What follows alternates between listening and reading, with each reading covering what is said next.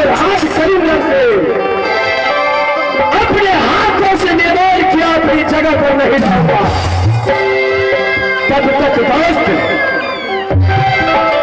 कुछ देर के लिए बर्दाश्त करना होगा, चाहे से ही। लेकिन दोस्त मेरा इरादा है, कैसे इरादा है दोस्त? नानी से ही राज खलीदार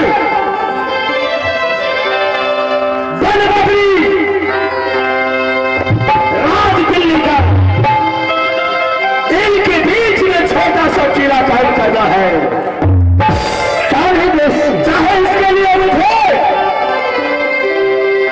आधे खरीदकर क्यों न काटना पड़ा, आधे सोन भी क्यों न काटना पड़ा, आधे दिल्ली का क्यों न लेना पड़ा, बन बबरी किला अपने सारे अपने कब्जे में न कर लो, तब तक कोई किला कायम नहीं होगा। जो भी कुछ आप कहोगे सारे काज दोनों देश में मिलकर करोगे।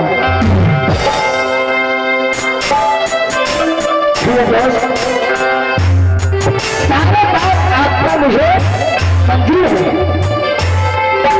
मराठों के साथ और जिएंगे तो दोनों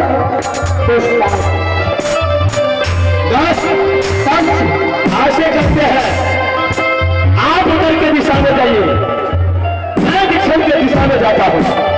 ठीक है दोस्त, पश्चिम दिशा चलेंगे, पूर्व दिशा चलेंगे, चाहे इस बीच में जितना भी राज में जहां तक